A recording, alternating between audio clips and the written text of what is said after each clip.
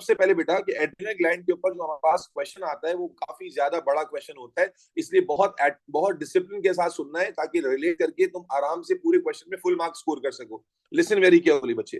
तो adrenal gland की game क्या है, सबसे पहले एड्रिनल ग्लैंड होता कहां पर है, तो मैंने क्या कहा, we have got a pair of kidney, और दोनों किडनीज के ऊपर, दोनों किडनीज के बेटा टॉप पर we have got a gland, adrenal gland. तो इसलिए क्या गेम है, सीधा सीधा कि एक पेयर की फॉर्म में एड्रिनल ग्लैंड मौजूद होता है, this is the adrenal gland बच्चों। ठीक है, दोनों किडनीज के ऊपर मौजूद होता है। अच्छा, अब मजे की बात यह है कि एड्रिनल ग्लैंड जो है ना, हमारे सिलेबस में एड्रिनल ग्लैंड का बहुत ही सुपरफिशियल डिस्कशन है। एक्चुअली ये ग्लैंड काफी इंपॉर्टेंट होता है और इसमें से काफी सारे अलग अलग हार्मोन्स बनते हैं। इसमें से काफी सारे अलग अलग हार्मोन्स बनते हैं, बट हमें वो सारे बच्चों डिस्कस नहीं करने हैं। We are concern with the of hormone. जी बेटा, अभी थायराइड कल ही हो गया था, तुम लोग पीछे क्यों रहते हो बेटा? आज का डिस्कशन मैं ओवरव्यू के बाद शुरू कर रहा हूँ, उस डिस्कशन पे फोकस करो। थायराइड हो गया था जब भी तो हम आगे बढ़ रहे हैं बच्चे।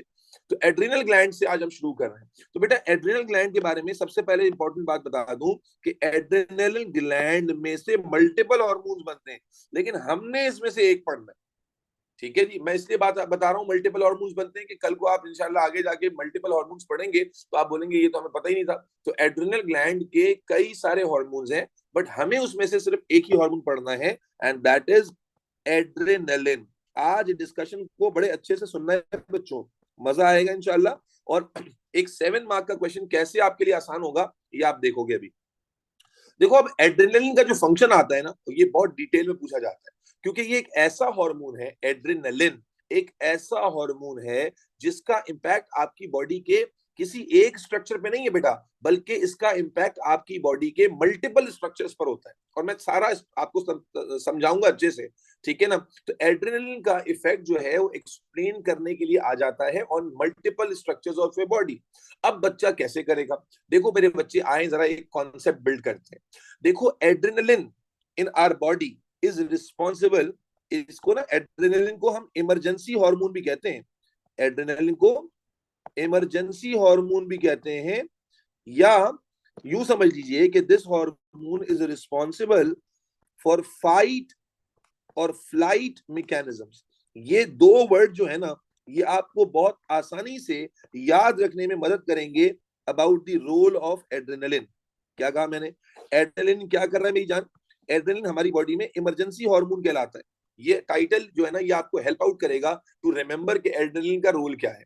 आपने सुना होगा एक वर्ड इंग्लिश में, adrenaline rush, adrenaline rush, adrenaline rush. तो एड्रेनलिन रश का मतलब इंशाल्लाह आप समझ पाओगे। तो मेरे बच्चे, मेरे नौनिहाल, एड्रेनलिन क्या करता है? Listen very carefully. आप इसको कॉन्सेप्चुअली रिलेट करो विद फाइट और फ्लाइट मैकेनिज्म। फाइट और फ्लाइट मैकेनिज्म का मतलब क्या है बेटा? फाइट और फ्लाइट मैकेनिज्म का मतलब ये नहीं है कि लड़ना और मरना या भागना या उड़ना। Any situation that requires your intense activity, any situation, नहीं बेटा समझो, बहुत जनरल कॉन्सेप्ट है, डेंजर वेंजर नहीं।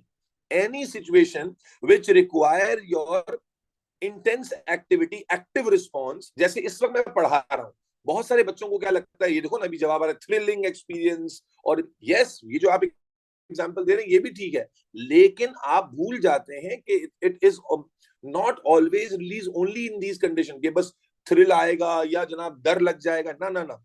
जब भी आप कोई इंटेंस एक्टिविटी करेंगे, जब भी आप कोई हाइपर एक्टिव स्टेट में जाएंगे, जैसे मैं जब पढ़ा रहा हूं, आपको क्या लग रहा है, मैं आपके बाकी टीचर्स के साथ भी क्लास होती होगी, हर बंदे की अलग एक टोन होती है। आप मेरे ख्याल में मैक्सिमम बच्चे एग्री करेंगे, क्लास के अंदर मेरी टोन काफी ज्यादा रहती है और काफी एक्टिव और एनर्जी रहती है। तो इसका मतलब क्या हो गया कि मैं इस वक्त हाइपर एक्टिव, मेरी बॉडी इस वक्त हाइपर एक्टिव स्टेट में है। आप शायद क्लास खामोशी से बैठ के ले रहे हैं तो आपकी बॉडी इस वक्त रिलैक्स्ड है। इसी तरह मैं भाग रहा हूं, मैं दौड़ रहा हूं, मैं जॉग कर रहा हूं, ठीक है ना, मैं सीढ़ियां चढ़ रहा हूं, मैं सीढ़ियां उतर रहा हूं, स्टेयर्स चढ़ रहा हूं, स्टेयर्स उतर रहा हूं, मेरे पीछे कुत्ता लग गया, या आपके भी, मेरे पीछे क्यों लग गया भाई? आपके पीछे कुत्ता लग गया है जी, कुत्ता लग गया, कुत्ता भाग भाग रहा है आपके पीछे, आप भाग रहे हो कुत्ते के पीछे। ठीक है जी। या आप जनाबे अली कोई भी एडवेंचरस काम कर रहे हो, कोई भी एडवेंचरस काम कर रहे हो, कोई भी ऐसा काम कर रहे हो जो कि, जैसे आपने बात की कि थ्रिलिंग एक्सपीरियंस ले रहे हो, कोई कोई ऐसी थ्रिलिंग राइड करने चले गए हो, इन any situation your body respond bye releasing large quantities of adrenaline. अब होता यह है कि डिपेंडिंग अपॉन योर एक्टिविटी, समझना बच्चे, depending upon your activity adrenaline उसी हिसाब से रिलीज होता है। मसलन अगर एक्टिविटी बहुत ही इंटेंस है तो एड्रेनलिन का रश भी ज्यादा होता है, एड्रेनलिन का जो बोलस होता है वो भी ज्यादा क्वांटिटी में रिलीज होता है। और अगर आपकी एक्टिविटी उतनी इंटेंस नहीं है तो एड्रेनलिन के जो लेवल्स हैं वो भी। बेटा आप चैट में मुझे कोई रिस्पॉन्स नहीं चाहिए, प्लीज जरा फोकस करें। चैट में जिसका नाम नजर आएगा मुझे, मैं क्लास से बाहर निकालूंगा उसको। Because this is time to understand the concept, not chatting and commenting on each other's statement. Please be disciplined in the class. Thank you. तो मेरे बच्चे लिसन वेरी केयरफुल, जब मैं आपसे रिस्पॉन्स मांगू फिर do give me the response. तो हमने क्या कहा, एड्रेनलिन जो है एक कमाल का हार्मोन है जो अल्लाह ताला ने, नेचर ने हमारी बॉडी में फॉर इमरजेंसी सिचुएशंस रखा है। इमरजेंसी सिचुएशन का मतलब सिर्फ ये नहीं है कि बहुत कोई एक्स्ट्राऑर्डिनरी सिनेरियो होगा, नहीं, बल्कि इमरजेंसी के मल्टीपल लेवल्स हैं। जब मेरी बॉडी हाइपर एक्टिव स्टेट में जा रही है, हाइपर एक्टिव का मतलब कि मेरी बॉडी एक नॉर्मल एक्टिविटी लेवल से ऊपर जा रही है due to any reason, it could be anything, it could be physical activity, it could be an experience, कुछ भी चीज हो सकती है जो आपको हाइपर एक्टिव स्टेट में लेके जाए। तो मेरे भाई, आपकी बॉडी एड्रेनलिन रिलीज करती है और ये एड्रेनलिन आपकी बॉडी को प्रिपेयर करता है इन अ वे कि आप, जिसको हम कहते हैं फाइट और फ्लाइट मैकेनिज्म, कि आपकी बॉडी को लड़ने मरने के लिए तैयार कर देना। जब आप ये कॉन्सेप्ट अपने दिमाग में बिठाते हो ना बेटा, लड़ने मरने, तो लड़ने मरने की, भागने दौड़ने की जो सिचुएशन है, इसको दिमाग में आप विजुअली इमेजिन करें तो कॉन्सेप्ट समझना बड़ा आसान हो जाएगा कि जब एड्रेनलिन आपकी बॉडी में रिलीज होगा तो ये क्या क्या करेगा। अब वर्बली स्टार्ट करने जा रहा हूं बेटा, वर्बली ऊपर से नीचे तक हम पढ़ेंगे, बॉडी में ऊपर से नीचे तक अलग अलग स्ट्रक्चर्स पे क्या इंपैक्ट है ये सब पढ़ेंगे, और फिर मैं लिखवाऊंगा भी। तो इसलिए पहले सुने और अंडरस्टैंड करें कि रस का रट्टा नहीं मारना है, इसको समझ के पढ़ना है। तो मेरे बच्चे, एड्रेनलिन रिलीज हो गया in any situation. Let's take an example कि जो हमारे बच्चा हादी अदनान है, ठीक है, या हमारा बच्चा अली असलम है, ये आराम आराम से जो है ना स्कूल से घर जा रहा था, अचानक से दो पागल कुत्ते इनके पीछे लग गए और इन्होंने अब एकदम भागना शुरू किया, दौड़ना शुरू किया। तो अब इनकी बॉडी में धड़ाधड़ एड्रेनलिन रिलीज होना शुरू हो जाएगा। और अब ये एड्रेनलिन क्या करेगा, लेट्स स्टार्ट। मेरे बच्चे, सबसे पहले शुरू करते हैं आपके सर से। तो आपकी एड्रेनलिन का जो सबसे पहला इफेक्ट होता है बेटा, वो होता है आपकी आईज पर, ठीक है, मैं लाइन से बताऊंगा फिर हम लिखेंगे भी। सबसे पहला इफेक्ट किसके ऊपर होता है बेटा, आईज पर। जब आप कभी भी किसी इमरजेंसी सिचुएशन में आते हो तो बॉडी का क्या रिस्पॉन्स होता है, बॉडी चाहती है कि आपका जो विजन है, आपकी जो उस वक्त आप जो सराउंडिंग को ऑब्जर्व कर रहे हो, वो विजन आपका और अच्छा हो जाए। कैसे अच्छा हो जाए बेटा, अभी आई का स्ट्रक्चर हम आगे पढ़ने वाले हैं।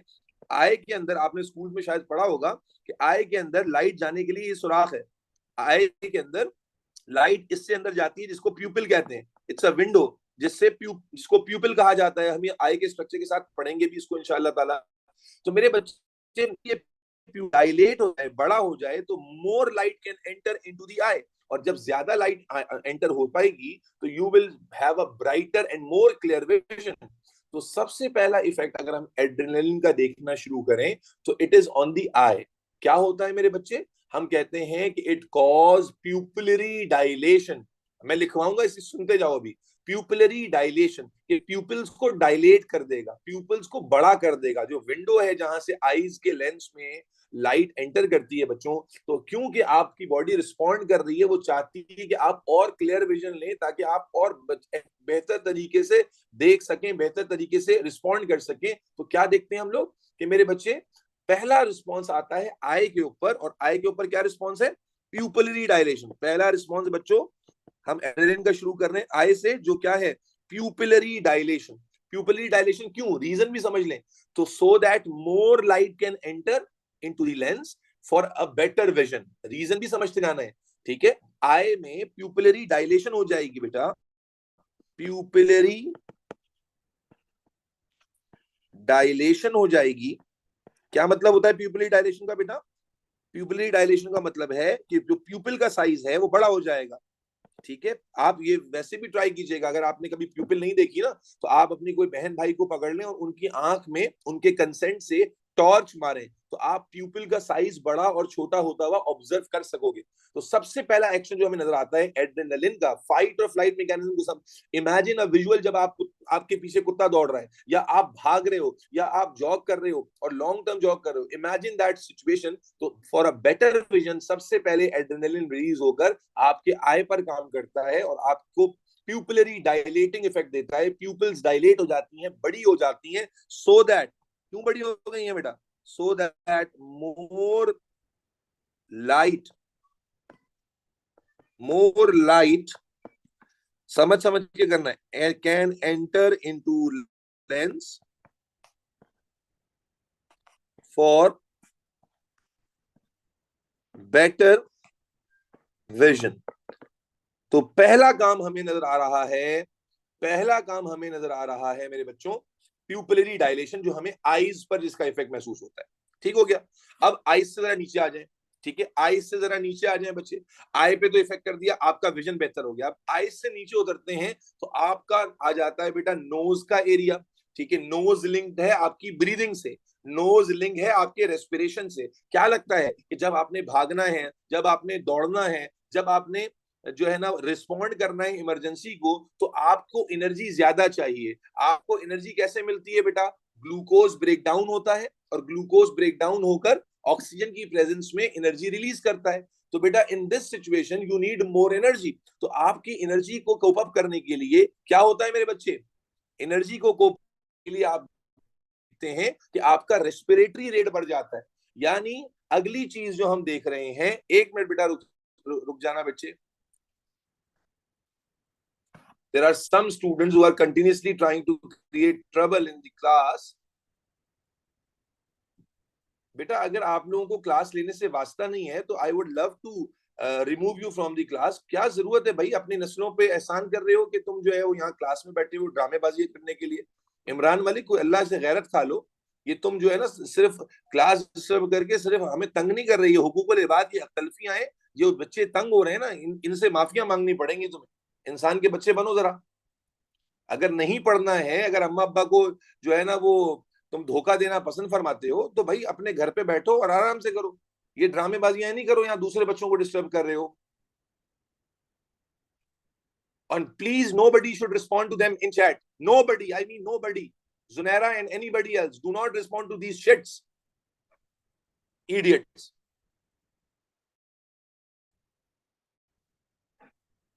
कोई गैरत और ख्याल ही नहीं है कि जनाब अली क्लास में बैठे हुए हैं, कहाँ बैठे हुए हैं, क्या नहीं बैठे हुए।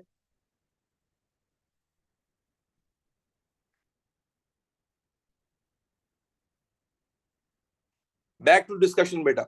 तो हम बात कर रहे थे बेटा आय की। तो सबसे पहला इंपैक्ट, उम्मीद है कि आपको क्लियर हो गया होगा बच्चों, कि आय के ऊपर सबसे पहला इफेक्ट है, and that is pupillary dilation. मेरे बच्चे प्यूपिलरी डायलेटिंग इफेक्ट है, यानी प्यूपल्स डायलेट हो जाएंगी ताकि मोर light can enter and you have a better vision. उम्मीद है ये बात सबको समझ में आ गई होगी। सेकेंड इफेक्ट आ जाता है हमारा ब्रीदिंग पर। नोज के थ्रू कौन सा एक्शन कनेक्टेड है जाबिर, जोहा, ब्रीदिंग का पैटर्न कनेक्टेड है ना। तो क्योंकि जब हमने भागना होता है, दौड़ना होता है, वी नीड मोर ऑक्सीजन, ताकि हम ग्लूकोज को बेटा जल्दी जल्दी, मरियम मुनीब शेख, जल्दी जल्दी क्या कर सकें, ब्रेक डाउन कर सकें रामेश। जब हमें एनर्जी ज्यादा चाहिए, हमें भागना है, इमरजेंसी रिस्पॉन्ड करना है, तो वी नीड मोर एनर्जी। और मोर एनर्जी कैसे चाहिए हमें, उसके लिए ग्लूकोज और ऑक्सीजन दोनों ज्यादा चाहिए होता है।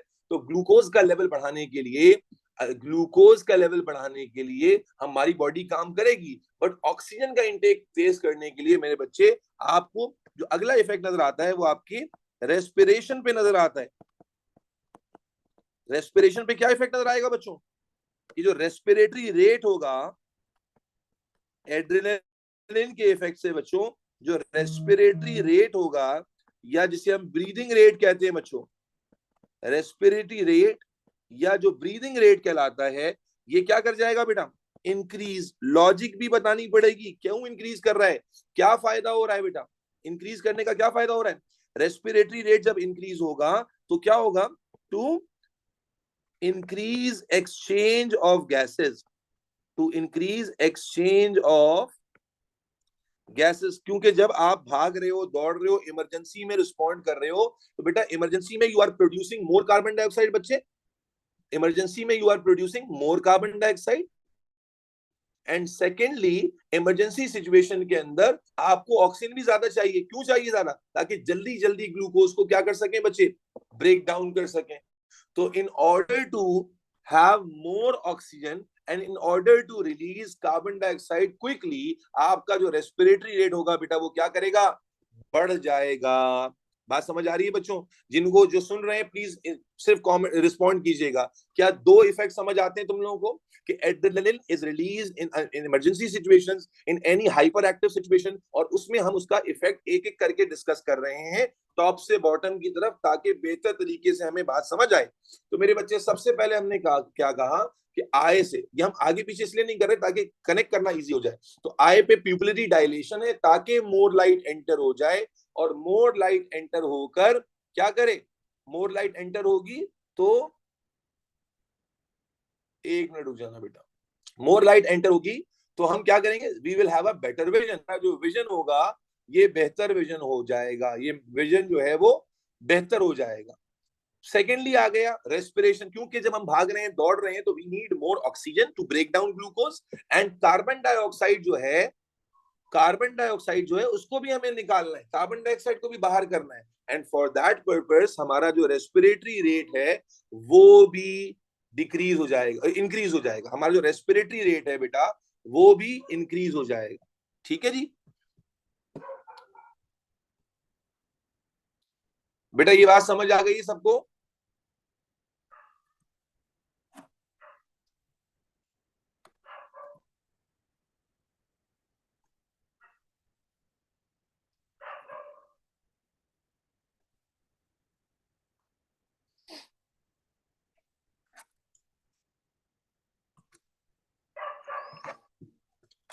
ओके, हमारे पास एक हादी है, और दूसरा कौन है, ये बच्चा जो है मुसलसल जो आ रहा है, ये हादी के अलावा कौन है ये बच्चा दूसरा?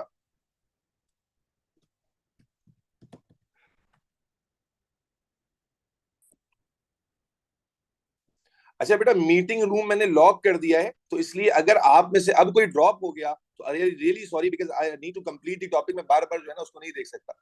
ठीक है जी बेटा, एवरीवन की चैट क्लोज कर दूं? अच्छा जी, तो चलो इसको भी करते हैं यार, एवरीवन वाले को भी।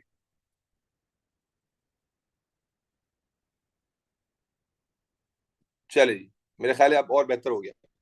चले जी, बैक टू द डिस्कशन। बेटा मुझे बता दीजिएगा प्लीज सारे बच्चे, क्या ये बात समझ आ गई सब बच्चों को? दोनों इफेक्ट, आईज पर और रेस्पिरेटरी सबको क्लियर है बेटा? चलो बेहतरीन हो गया, आगे चलते हैं। बेटा ये तो दो इफेक्ट हो गए, अब जरा इसको जरा कॉपी कर लेते हैं और नेक्स्ट पेज पर चलते हैं, और नेक्स्ट पेज पर जाकर और साथ साथ जो हमारा अगला इफेक्ट आ जाता है वो हमारे हार्ट पर आ जाता है। बिकॉज डेफिनेटली सिचुएशन क्या है बेटा, सिचुएशन ये है कि हमें हमें ऑक्सीजन भी ज्यादा चाहिए, और हम हार्ट को पंपिंग जो ब्लड जो है उसको भी तेज करना है। We need to pump blood quickly, और कहाँ क्विकली पंप करना है मेरे बच्चे? हमें मसल्स में, क्योंकि जब जब हमें भागना और दौड़ना होता है तो सबसे ज्यादा एक्टिविटी कौन कर रहे होते हैं बच्चे? हमारे मसल्स कर रहे होते हैं, स्केलेटल मसल्स कर रहे होते हैं। तो now the next concept is कि हमारी हार्ट रेट पे क्या इफेक्ट पड़ेगा। So we all should relate to that कि हमारे हार्ट पर इफेक्ट ये पड़ेगा कि हमारा हार्ट रेट क्या हो जाएगा बच्चों, बोलो? इंक्रीज कर जाएगा। वाई? हार्ट रेट जो है इंक्रीज कर जाएगा to increase cardiac, to increase cardiac output to skeletal muscles, to increase cardiac output to skeletal muscles. What do we mean by that बच्चों? HR stands for heart rate। कि मेरे बच्चे क्या देखते हैं, तीसरी चीजों में नजर आती है कि हार्ट रेट हमारा बढ़ जाएगा, हमारी हार्ट बीटिंग तेज हो जाएगी, हमारी जो हार्ट बीट है वो बढ़ जाएगी। नॉर्मल हार्ट बीट 72 to 80 के दरमियान होती है, तो द हार्ट बीट में इंक्रीज अप टू 90 और समटाइम्स 100 इवन। तो हार्ट रेट इंक्रीज करेगा, क्यों? ताकि आपको अगर भागना है दौड़ना है, लॉजिकली सोचें, भागना दौड़ना है, your muscles need more energy, और एनर्जी कैसे आती है? न्यूट्रिएंट्स के थ्रू। तो nutrients must be supplied quickly, and for that heart need to cooperate, heart need to pump the blood rapidly in your heart need to pump blood rapidly into your muscles। तो मेरे बच्चे हम क्या देखते हैं, eyes में pupillary dilation नजर आती है, हमारी प्यूपल्स डायलेट कर जाएंगी ताकि योर आई का जो विजन है, more light can enter and you have a better vision. Secondly respiration, the respiratory rate will increase. Why? To increase the exchange of gases, because we know that when we are in an emergency more oxygen, we produce more carbon dioxide. So for the rapid exchange of gases, we need to have increase the respiratory rate. Thirdly, heart पर आ जाते हैं, because heart जो है वो हमारी body को blood pump करके देते हैं। Whenever we are in emergency situation, तो हमारे जो मसल्स हैं, और पर्टिकुलरली कौन से मसल्स बेटा, सिर्फ मसल लिखोगे तो नंबर पूरे नहीं मिलेंगे मेरे बच्चे। क्या है?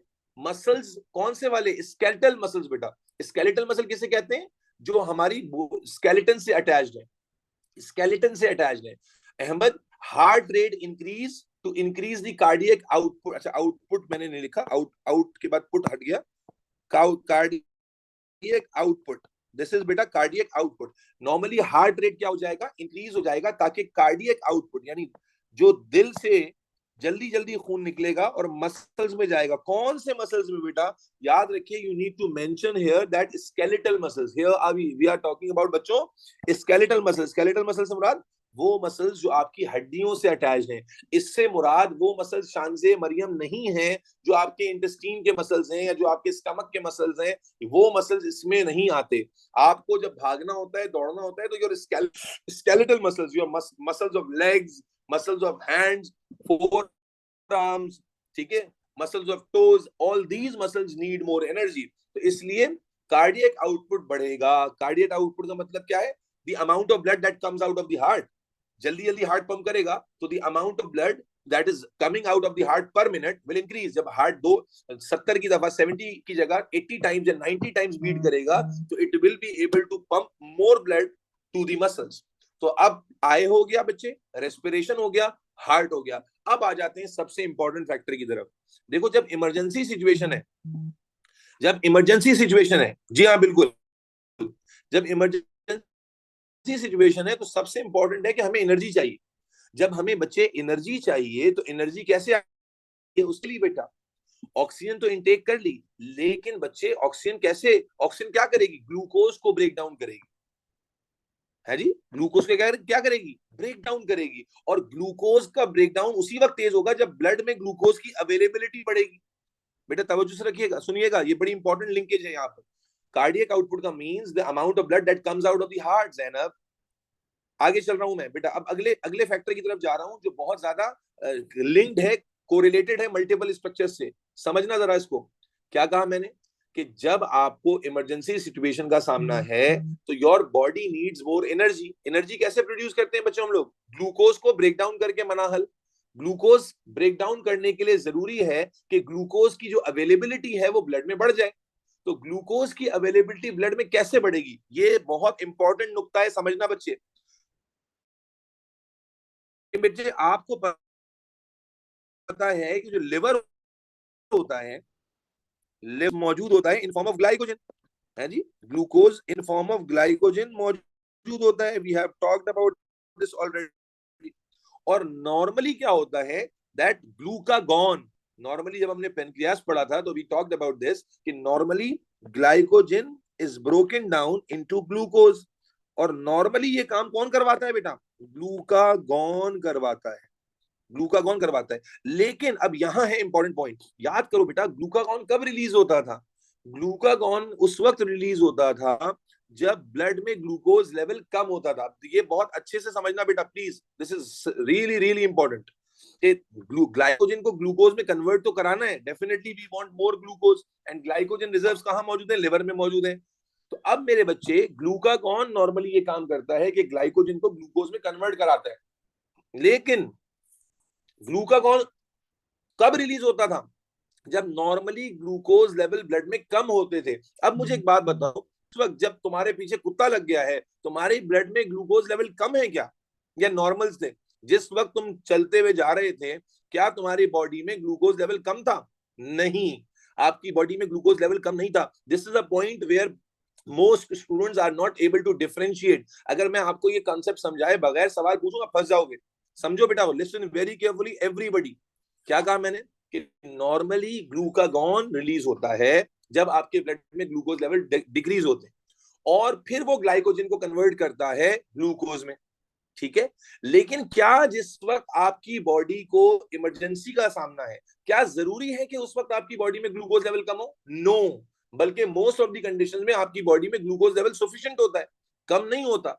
तो फिर अब ग्लूकागॉन रिलीज होगा क्या? Answer is no. क्योंकि ग्लूकागॉन तो उस वक्त रिलीज होता है बेटा जब ग्लूकोज लेवल क्या होता है? कम। ये समझना बेटा, ग्लूकागॉन और एड्रेनलिन का एक्शन बहुत एक जैसा है।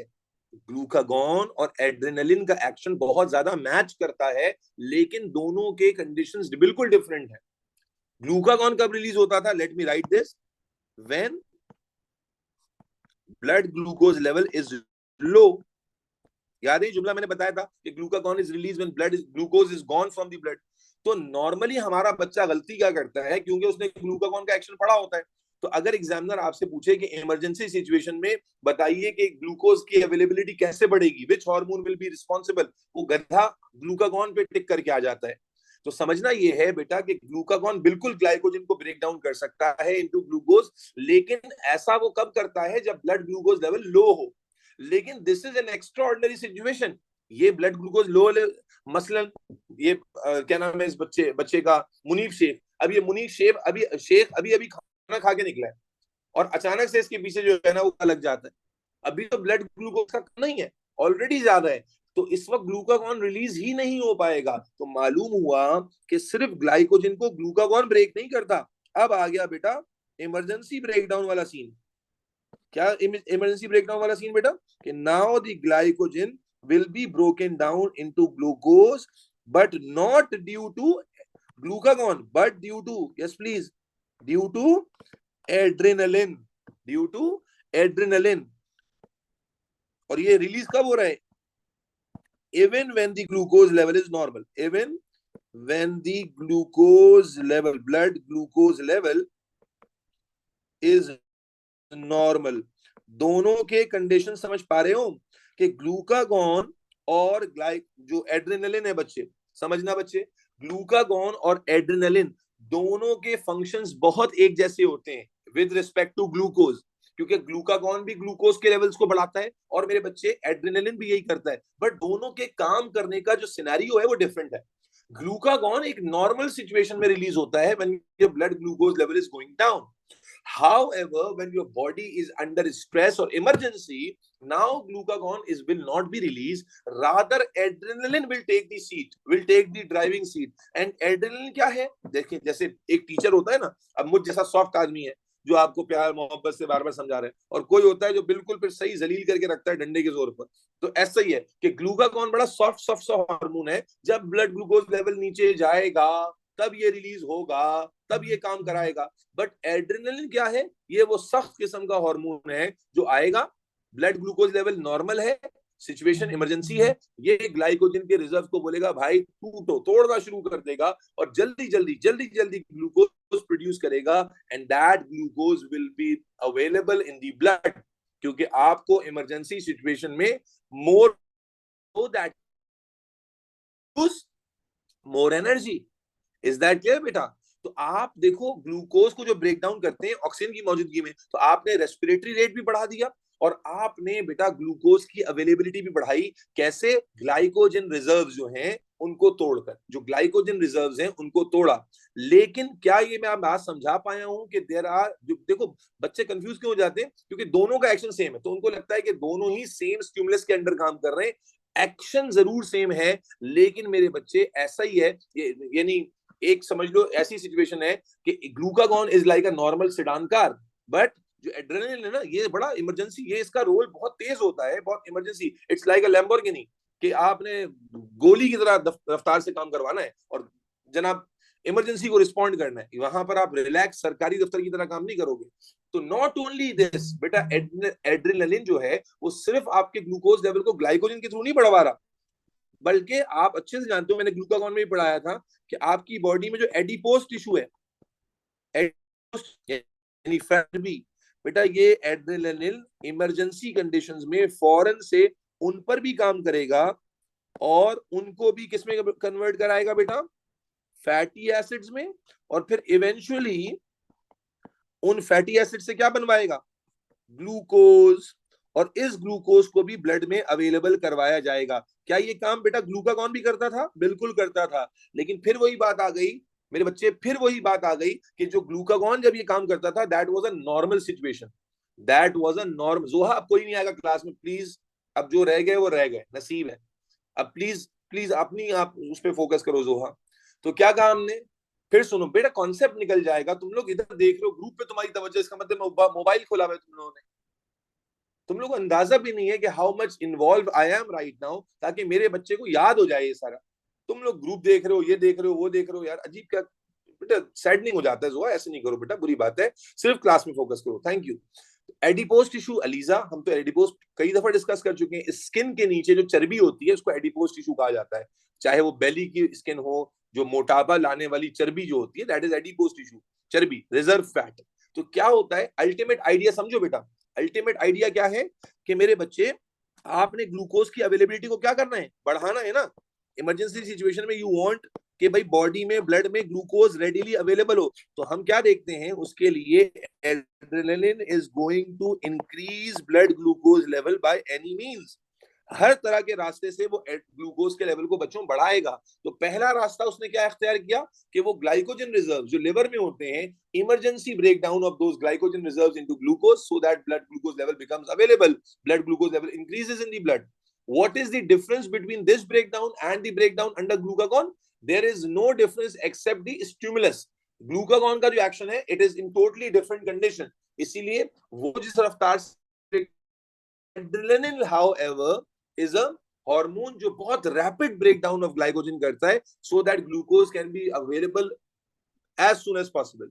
Secondly, because the ultimate target is to increase the blood glucose level, तो glycogen reserves तो break down होंगे ही होंगे, but adipose tissues which are the fatty tissues under your skin वो भी break down होंगे, and ultimately we will produce glucose by breaking down fat, and that glucose will be available in the blood. So it means by in breaking down the glycogen, what do we call this process? किसी को याद है इस process का नाम? ये वाला process क्या कहलाता था बेटा जिसमें ग्लाइकोजन को तोड़ते हैं? This was called as glycogenolysis, and ये प्रोसेस क्या कहलाता है जिसमें हम ग्लूकोज बनाते हैं फैट से? ग्लूकोनियोजेनेसिस। ये दोनों टर्म्स हम पीछे चैप्टर्स में पढ़ चुके हैं। ग्लूकोनियोजेनेसिस, बच्चे क्या कहा मैंने, फिर से क्या सुन लो। और ये जो ब्रेकडाउन ऑफ फैट है इसको क्या कहते हैं? लाइपोलिसिस। तीन टर्म्स आपके मुंह पर मारी, तीनों पहले पढ़ चुके हैं, जिन्होंने नहीं पढ़ी दोबारा सुनना बच्चे। क्या कहा? क्या तुम सारे इस आइडिया से एग्री करते हो कि हमें ग्लूकोज के लेवल्स को ब्लड में बढ़ाना है? और इस वक्त सारी जिम्मेदारी किसकी है? एडिपोज की है, सॉरी एड्रेनलिन की है। तो एड्रेनलिन ने जाके लिवर पे क्या काम करना है? लिवर में जो ग्लाइकोजन रिजर्व्स हैं उनको ब्रेक डाउन कराना है। नॉर्मली ये काम कौन करता है? ग्लूकागॉन। क्या यहाँ ग्लूकागॉन ये काम करेगा? नो। क्यों नहीं करेगा? Because blood glucagon is release when blood glucose level is low. But क्या इस वक्त ब्लड ग्लूकोज लेवल हुसाम लो है? नहीं है। तो इसीलिए इस वक्त ग्लूकागॉन बेकार है, ग्लूकागॉन रिलीज ही नहीं होगा। इसलिए adrenaline itself will break down the glycogen to form glucose. The process is called glycogenolysis, यानी ग्लाइकोजन का breakdown. Then on the other hand वो इस पर तसल्ली से बैठेगा नहीं, बल्कि एडिपोज टिश्यू जो फैटी टिश्यूज हैं अंडर योर स्किन उनको भी ब्रेक डाउन करना शुरू करेगा और उससे फैटी एसिड्स बनाएंगे। The process called lipolysis. और फैटी एसिड्स को फिर ग्लूकोज में कन्वर्ट किया जाएगा। The process is called gluconeogenesis. Gluconeogenesis, gluconeogenesis. तो by doing these both two process, number one this one and number two this, दोनों का अल्टीमेट टारगेट क्या है? ब्लड में ग्लूकोज लेवल को इंक्रीज करना। ब्लड में ग्लूकोज लेवल को बेटा बोलो इंक्रीज करना। इज दैट क्लियर बच्चों? यहां तक बात समझते हो या नहीं समझते हो? बेहतरीन हो गया। तो लेट मी से दिस अगेन। अब थोड़ा पीछे से आते हैं, रिपीट करते हैं। बेटा हम पढ़ रहे हैं इमरजेंसी रिस्पॉन्स, और यही वजह है, देखो यही वजह है, जब तुम एक्सरसाइज वगैरह करते हो तो तुम्हारी बॉडी में एड्रेनलिन के लेवल्स बढ़ते हैं, और इसी वजह से तुम्हारा फैटी ब्रेकडाउन क्या हो जाता है? तेज। एडिपोज का ब्रेकडाउन तेज हो जाता है। आपने देखा है ना, जो आप कार्डियो एक्सरसाइज कर रहे हैं, आप डाइट मॉडिफिकेशंस करने के बाद कार्डियो एक्सरसाइज करते हैं, जिम में जाके वेट लिफ्टिंग करते हैं, तो उससे क्या हो रहा है? Basically you are hyper activating your body, and that is the adrenaline which is going to be, जिसके लेवल्स आपकी बॉडी में ब्लड में बढ़ना शुरू होंगे, and it will trigger the lipolysis. और लाइपोलिसिस के नतीजे में आपका जो फैट है वो ब्रेक डाउन होना शुरू हो जाएगा, and that contributes to weight loss. ठीक है जी। तो फिर पीछे से रिपीट करते हैं, अभी बात खत्म नहीं हुई है बेटा। हमने क्या कहा? Adrenaline is release in situations जहां पर बॉडी को हाइपर एक्टिव जो है ना वो रिस्पॉन्स की जरूरत है, बॉडी को नॉर्मल से बढ़कर रिस्पॉन्स चाहिए। एंड जाहिर है उसमें दो तीन चीजें क्लियर हैं कि आपकी जो ग्लूकोज अवेलेबिलिटी है वो ज्यादा होनी चाहिए, ग्लूकोज का ऑक्सीडेशन लेवल ज्यादा होना चाहिए, यानी ब्रेकडाउन लेवल ज्यादा होना चाहिए, आपका विजन क्लियर होना चाहिए। तो हमने शुरू किया आई से। सबसे पहले क्या हुआ? In order to respond quickly और वेल, आपकी बॉडी में सबसे पहले आईज में प्यूपिलरी डायलेशन होगी, जिससे आपकी जो प्यूपिल्स हैं वो ब्रॉड हो जाएंगी, मोर light will enter into your lens and you will have a better vision. Secondly, आपका रेस्पिरेटरी रेट इंक्रीज हो जाएगा।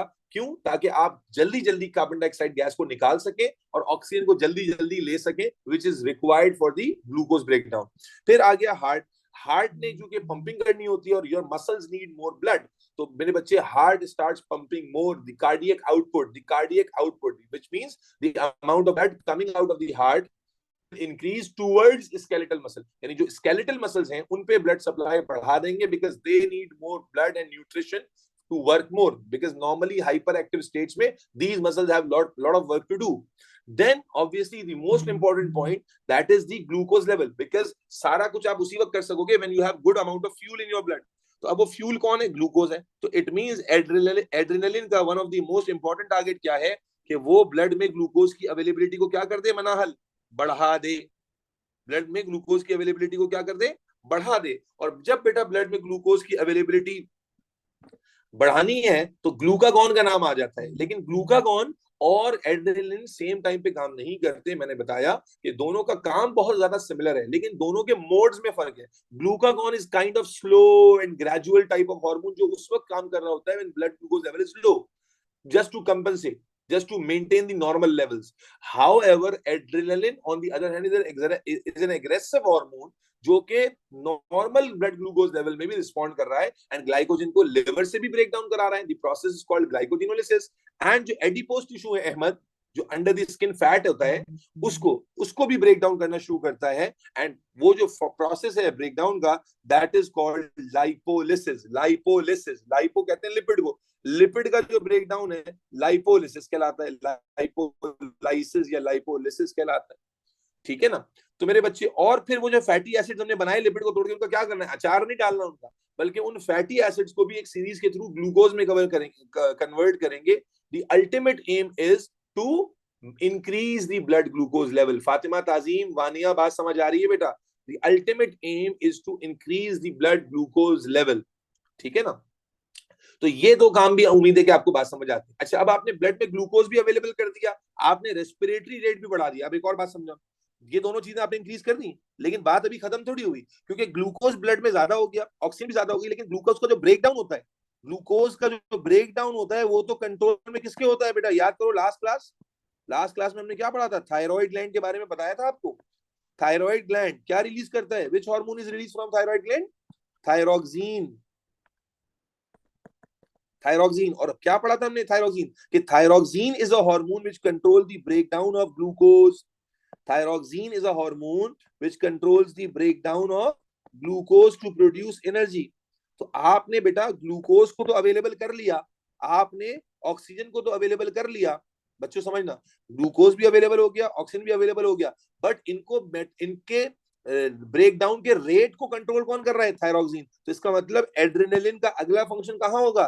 थायराइड ग्लैंड पे। बेटा ये थायराइड ग्लैंड की एक्टिविटी को भी क्या करेगा? तेज करेगा, ताकि मोर थायरोक्सिन शुड बी रिलीज्ड। बात समझ आती है? देखो, ये रट्टे मारने वाली बात नहीं है, दीज आर अंडरस्टूड पॉइंट्स। अगर आप लॉजिकली कनेक्ट करो, समझ आ जाएगा कि बिकॉज आपको एनर्जी ज्यादा चाहिए, for that you need oxygen and glucose. Glucose आपने अवेलेबल कर ली by breaking down the glycogen, by breaking down the fat. Oxygen आपने बढ़ा ली by taking more oxygen, by increasing your breathing rate. अब इन दोनों के ब्रेकडाउन के रेट को कंट्रोल करता है थायरोक्सिन हार्मोन। तो इसका मतलब ये हुआ कि adrenaline will act on thyroid gland also, and it will increase the levels of thyroxine, which ultimately will increase the breakdown of glucose and oxygen to produce more energy, ज्यादा energy बनेगी। Is that clear बच्चों?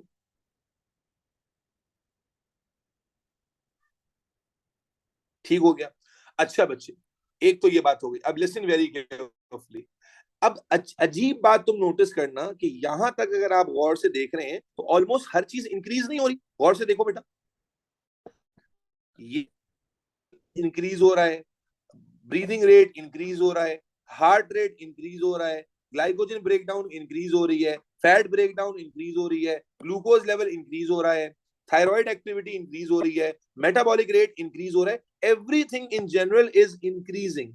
ठीक है? लेकिन बेटा there are some functions जो कि decrease हो जाते हैं। Let's talk about them as well. देखो मेरे बच्चे, जब आप, लिसन वेरी केयरफुली, जब आपको सारा ब्लड मसल्स में चाहिए क्योंकि आपने भागना है, दौड़ना है, मेटाबॉलिक रेट बेटा, metabolic rate, metabolic rate, MR is metabolic rate. Listen very carefully. तो मेरे बच्चे क्या कहा मैंने कि अब तक आपने जितनी भी चीजें देखी, इन जनरल क्या दिख रहा है कि सब चीजों का रेट बढ़ रहा है, सब चीजों की जो वर्किंग है वो तेज हो रही है। लेकिन जिस वक्त आपका एड्रेनलिन एक्टिव होता है बेटा, there are two major systems जो स्लो डाउन हो जाते हैं। क्यों? देखो आपके बॉडी में ब्लड तो 4 से 5 लीटर ही है ना, 4 to 5 लीटर ही ब्लड है। और इस वक्त जब आप इमरजेंसी सिचुएशन से डील कर रहे हो, तो वो ब्लड कहाँ डायरेक्ट हो गया है बेटा? स्केलेटल मसल्स में। कौन से मसल्स में डायरेक्ट हो गया है बच्चों, बोलो? स्केलेटल मसल्स में, because they need more blood, they need more nutrition, they need more glucose. तो सारा ब्लड हमने मेजरली वहां डायरेक्ट कर दिया, ठीक है ना? तो अब कहा, जब वो डायरेक्ट वहां किया है तो कहीं से कम तो हुआ होगा ना। जब एक तरफ डाइवर्ट ज्यादा हुआ है तो डेफिनेटली बच्चों समझते हो, जैन इमरान, हुसाम आतिफ, फातिमा ताजीम, नवीरा इमरान, कि अगर हया हमने एक तरफ ब्लड को डाइवर्ट किया है तो कहीं से तो कम किया होगा। तो मेरे बच्चे दो सिस्टम्स हैं जिससे ब्लड कम कर देते हैं, and that are those are, number one digestive system यानी एलिमेंट्री कैनाल। जब आप इस आपकी हर एक्टिविटी बढ़ रही होती है मेरे बच्चे, तो डाइजेस्टिव सिस्टम और जो रीनल सिस्टम है यानी किडनी का सिस्टम जो है, इन दोनों की एक्टिविटी शट डाउन तो नहीं कहना चाहिए, बिल्कुल लो लेवल पे आ जाती है। यानी एड्रेनलिन का जो इफेक्ट है वो तकरीबन तमाम पर इंक्रीजिंग है, बट एड्रेनलिन का इफेक्ट डाइजेस्टिव सिस्टम और रीनल सिस्टम पे क्या है? It slow down, it immensely decreases the activity of digestive and renal system. क्यों? कैसे? बड़ा सिंपल सा गेम है भाई। सारा जो ब्लड है, सारी जो न्यूट्रिशन है मेजरली वो डायरेक्ट हो गई है स्केलेटल मसल्स में, है जी। तो अल्टीमेटली जब ब्लड सप्लाई डाइजेस्टिव सिस्टम में कम हो जाएगी, है जी, ब्लड सप्लाई क्या हो गई यहाँ पर?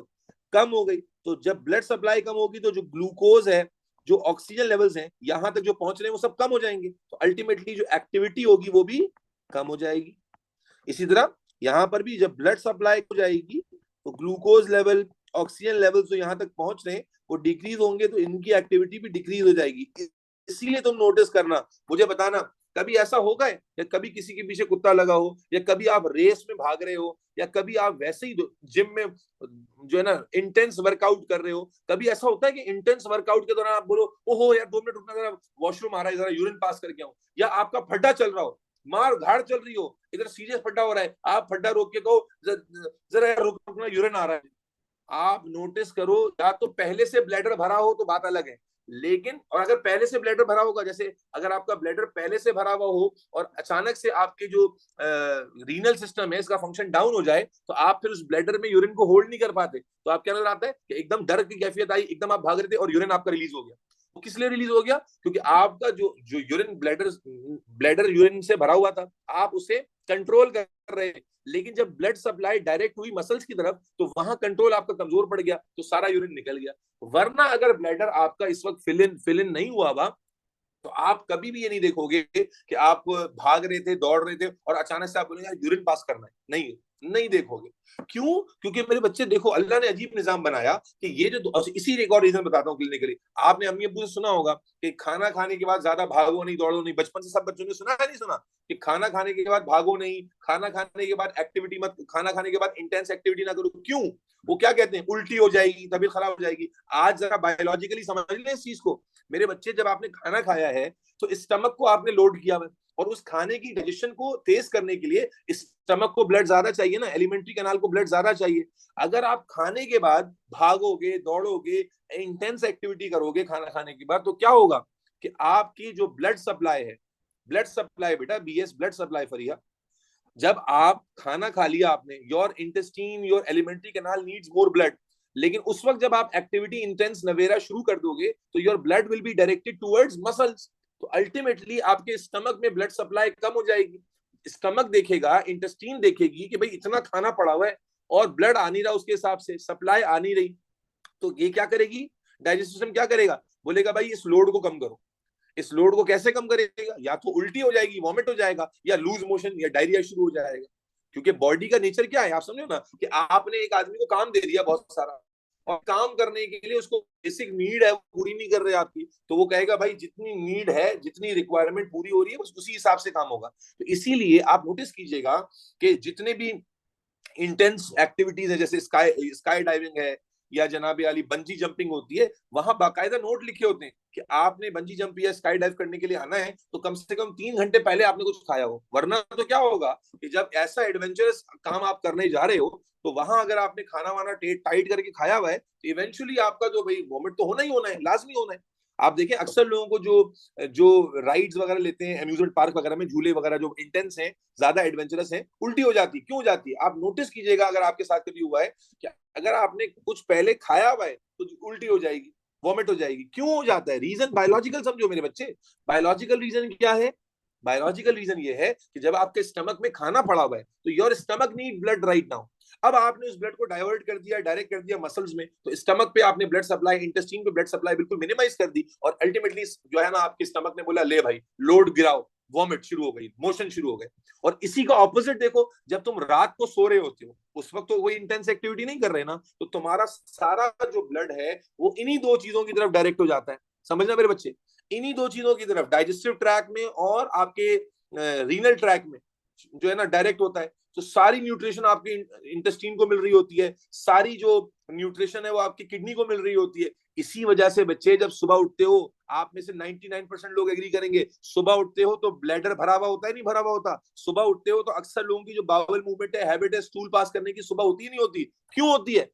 सिंपल रीजन है मेरे बच्चे कि रात भर अगर आपने जमकर नींद ली है, ठीक है ना, तो आपका सारा ब्लड भरपूर क्वांटिटी में इंटेस्टाइन ने यूज किया है, न्यूट्रिशन मिली है, उसने भरपूर काम करके जितना भी फूड था डाइजेस्ट कर लिया है, और जो उसका अनडाइजेस्टेड पार्ट है वो रेक्टम में पड़ा हुआ है रिलीज करने के लिए। तो इसीलिए सुबह सुबह आप क्या देखते हो कि जनाबे अली जो वॉशरूम की जो रूटीन होती है वो सुबह की होती है।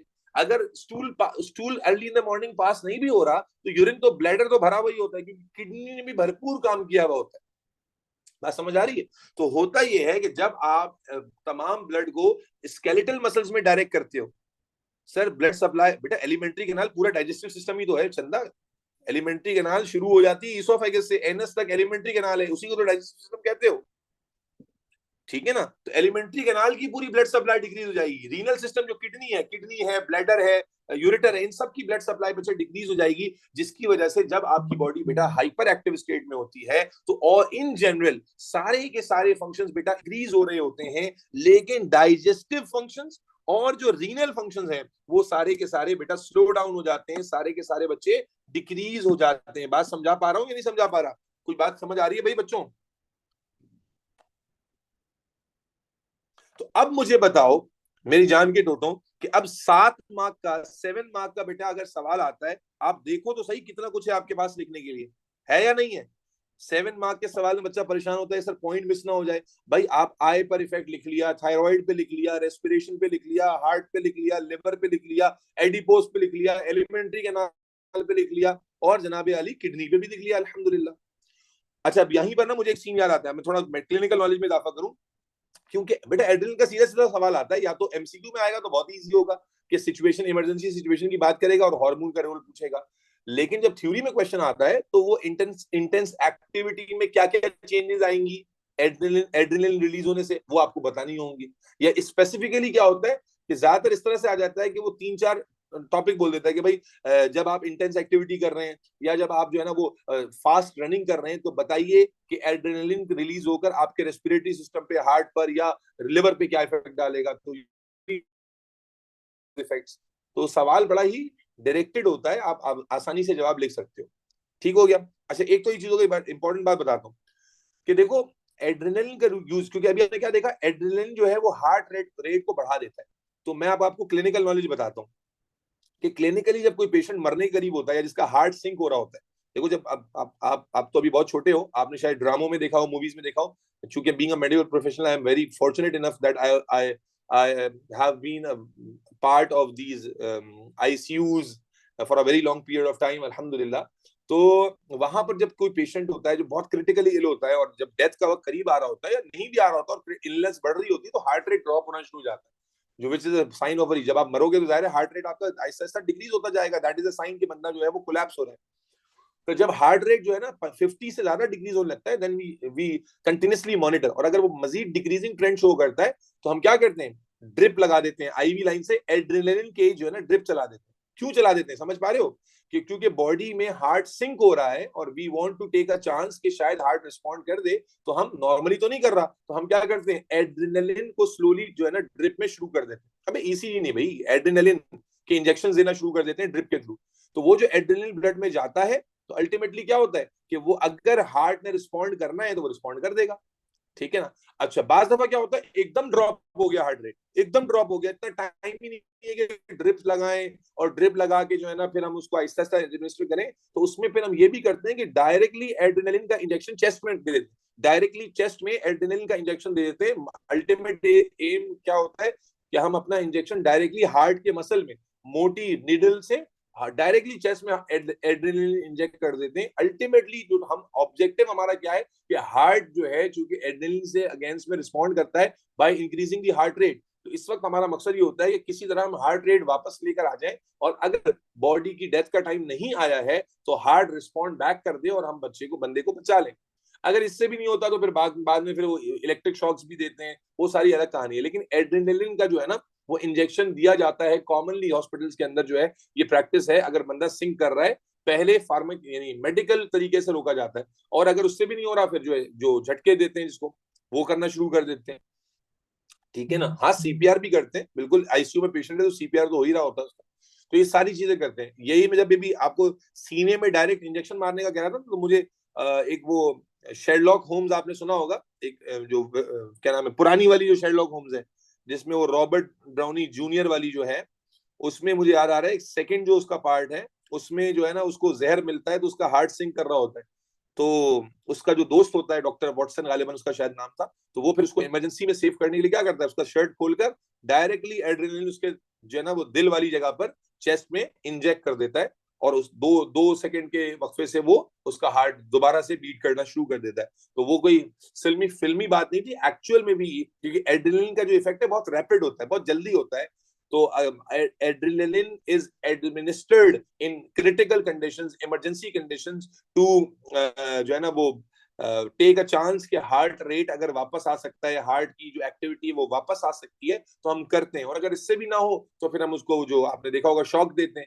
तो वो शॉक देने का मकसद भी होता है कि हार्ट को इलेक्ट्रिकल इंपल्स दें ताकि हार्ट रिस्पॉन्ड बैक करे। तो हम ट्राई करते हैं, बाकी जिसके नसीब में बचना होता है वही बचता है, ठीक है, और जिसके नसीब में नहीं होता वो नहीं बचता। तो ये कोई ऐसे श्योर शॉट नहीं है कि हमेशा बच ही जाएगा। इज दैट क्लियर बेटा? तो एड्रेनलिन का जो रोल है बेटा, उम्मीद है कि अल्हम्दुलिल्लाह आपको समझ आ गया होगा। अब मुझे उम्मीद लग रहा है कि जो डिस्टरबेंस वाले बच्चे थे वो क्लास में नहीं है, तो मैं जो है वो आपको अनम्यूट कर रहा हूँ। अब जिसने सवाल पूछना है वो एक एक करके सवाल पूछ ले बेटा। एड्रेनलिन का रोल भी खत्म हो गया अल्हम्दुलिल्लाह, और हमारा एंडोक्राइन सिस्टम भी खत्म हो गया। अब जिसने सवाल पूछना है एक एक करके सवाल पूछे डिसिप्लिन के साथ। जी